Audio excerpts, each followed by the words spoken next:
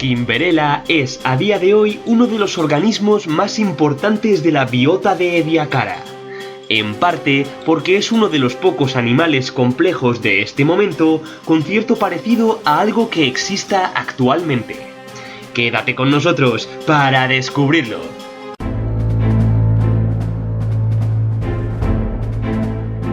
Hola, bienvenido a Paleomanía. Antes de comenzar, es posible que no estés familiarizado con algunos términos acerca de la clasificación más primordial de los animales complejos, por lo que te recomiendo que veas este vídeo del canal antes de continuar. Dicho esto, empecemos. Kimberella es un organismo que se conoce desde hace varias décadas de yacimientos del final del Ediacárico de Rusia y Australia, pero no siempre ha sido reconstruido del mismo modo. Inicialmente se pensó que era una medusa, pero su simetría bilateral en vez de radial parecía oponerse fuertemente a esta idea.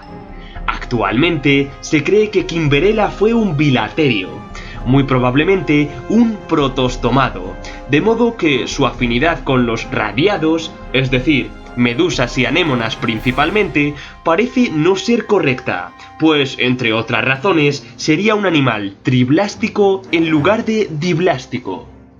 Kimberella parece poseer en su parte dorsal varias escleritas, es decir, pequeñas placas duras, similares en cierto modo a las presentes en los escleritomas de otros invertebrados, como las espículas de las esponjas o el exoesqueleto de los artrópodos.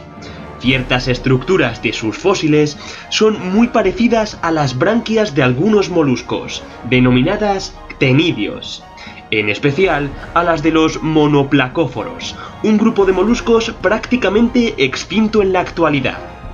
No es de extrañar que algunos investigadores hayan propuesto que Kimberella pudo haber sido ya un molusco, aunque la mayoría de la comunidad científica es algo escéptica en cuanto a este asunto.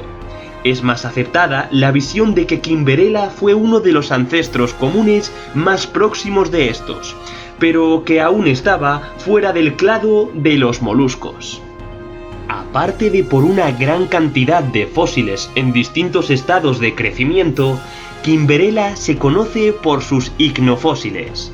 Icnogéneros como Radulignus o Kimberignus se encuentran asociados a sus restos fósiles y probablemente sean marcas causadas por este animal al alimentarse. Este argumento fue utilizado para asociar a Kimberella con los moluscos al suponer la presencia en este animal de una rádula, que es el aparato bucal típico de los moluscos, aunque todo esto realmente es poco probable. Además, la dirección de alimentación de este animal parece resumirse en empujar los sedimentos hacia su cuerpo, en lugar de en dirección contraria, como ocurre en muchos moluscos. Kimberella se alimentaría probablemente de los tapetes microbianos del ecosistema. Pero, ¿qué es un tapete microbiano? Un tapete microbiano, más conocido en la literatura inglesa como microbial mat, es el recubrimiento del fondo de los ecosistemas ediacáricos, consistente en varias capas de microorganismos, generalmente bacterias y arqueas, que secretan algún aglutinante para mantenerse unidos, el cual puede fosilizar. En el Ediacárico, los tapetes microbianos se extendían por todos los fondos marinos someros con aguas oxigenadas, siendo una parte fundamental de estos ecosistemas. Un microbial mat suele componerse por varias capas de organismos, las superiores normalmente con vida capaz de hacer la fotosíntesis, y las inferiores con microorganismos que requieren condiciones anóxicas para vivir, formando en sí su propio ecosistema con productores y consumidores. Los ecosistemas con tapetes microbianos generalmente suelen ofrecer muy buenas condiciones de fosilización, pues preservan y protegen de la erosión las marcas realizadas sobre estos, así como los cadáveres de otros animales. De hecho, de no haber sido por estos tapetes microbianos, es probable que los organismos con partes blandas de la biota de Ediacara no hubiesen llegado a fosilizar nunca. Muchos restos de microbial mats han llegado hasta nuestros días, como por ejemplo los estromatolitos, que son tapetes microbianos que crecen en capas paralelas unas a otras y van migrando verticalmente para no ser enterrados en sedimentos, o los oncolitos, en los cuales las capas crecen de modo concéntrico en torno a ciertas partículas centrales. Sin embargo, los tapetes microbianos, tan extendidos durante el Precámbrico, estaban a punto de sufrir una enorme crisis. Ya en la era Paleozoica, durante el Cámbrico, tendrá lugar la conocida como Revolución Cámbrica del Sustrato, causada por la aparición de nuevos animales con una mayor movilidad y de las cadenas tróficas tal y como las conocemos hoy en día, con depredadores y superdepredadores en lo alto. Muchos de estos animales se enterraban en los sedimentos o cavaban túneles en estos, algo que no había ocurrido hasta entonces en la historia de la Tierra. Hasta el momento, por encima de los microbial mats abundaba la vida y los ecosistemas estaban bien oxigenados, pero los sedimentos bajo estos estaban completamente inalterados y sin oxigenar.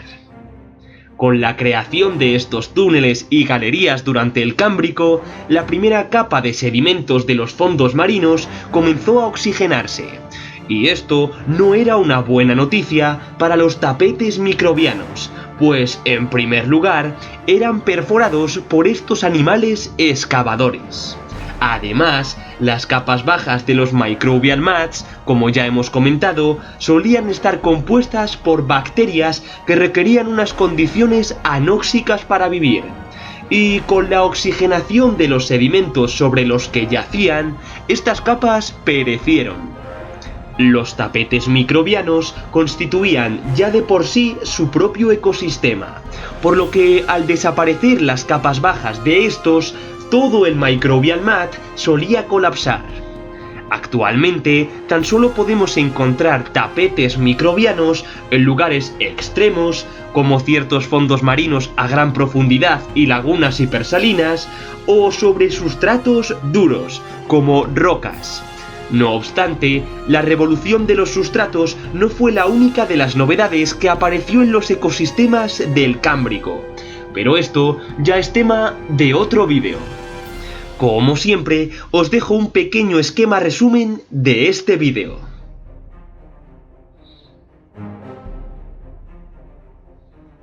Dadle a me gusta si os gustó y suscribíos para no perderos nada del apasionante mundo de la prehistoria. ¡Hasta pronto!